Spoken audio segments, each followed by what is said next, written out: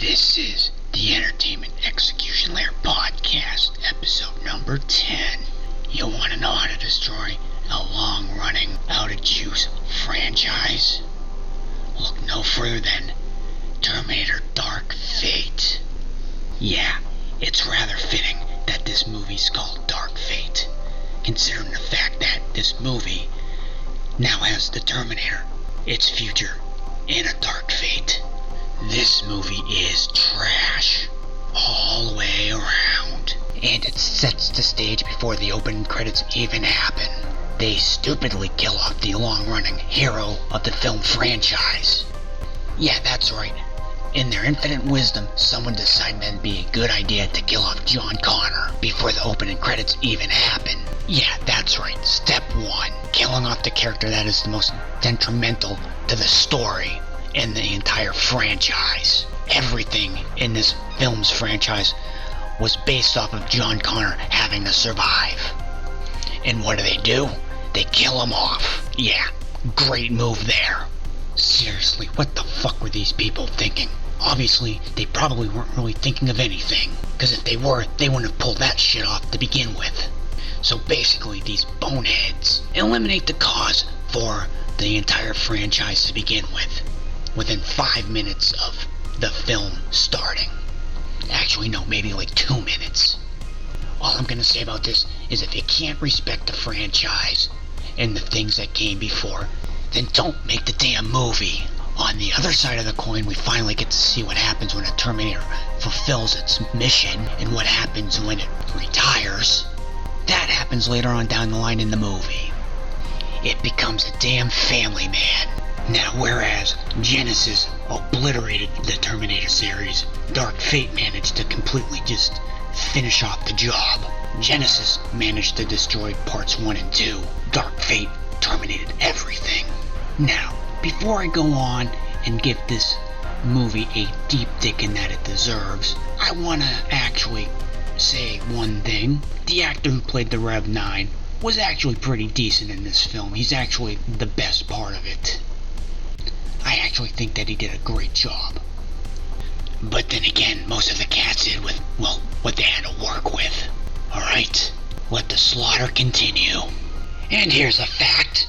James Cameron finally came back to the franchise with this one after, 29 years? You know, he's the guy who actually created this film. He directed and wrote the first one, did part 2. So there is no excuse for this film being that goddamn bad. I mean, unless he came back for the specific reason to destroy the franchise outright. Which that could be a very good possibility, because right now he's in the middle of doing friggin' 3 or 4 Avatar films. I think that he probably just got tired of the Terminator franchise altogether. I mean, it sounds like he did back after part 2. That's why he didn't come back to do 3, 4, or 5. So, he can take the award for doing the 2 best films of the franchise, and he can also take the award for making the fucking worst one of the bunch. Like I said, this picked up where Genesis left off, in the fact that it completely obliterated what was left of this film franchise. And the other one who came back after a very long hiatus from this film franchise was Linda Hamilton, who played Sarah Connor. I'm guessing she needed the money, considering the fact that for the past 15-20 years she's done nothing but friggin' sci-fi films on the Sci-Fi Channel. Not exactly doing a lot. So she probably saw the payday and decided to take the job. That has to be the fact, because, as I recall, after Terminator 2 she said she didn't want to do the role anymore. That's why she passed on part 3. She basically said she wanted to keep the image of Sarah Connor from part 2 intact. Alright, let's keep going on. This film had terrible CGI, terrible stunts, terrible CGI'd stunts. The script was fucking poor, the plot was poor, despite the fact that the plot is basically the same plot that every Terminator film has, only this one was underwhelmingly bad. The scriptwriters sucked. They retreaded part 1 and 2 a lot, only it lacked goodness and charm and everything else that made the first 2 Terminators great. They ripped off a lot of dialogue from the first one, and it came off as shit. The Rev 9 Terminator in this film kind of comes off as a tweaked version of the Terminator from Part 2. The Rev 9 Terminator in this seems to be a tweaked version of the Terminator from Part 2. The Terminator in this seems to be able to break off into two different entities, which that is kind of interesting.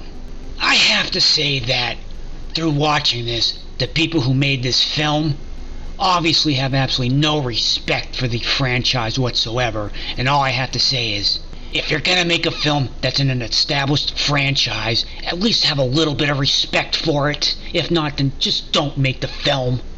And sad to say, the lack of respect that the filmmaker showed for this particular project is not novel.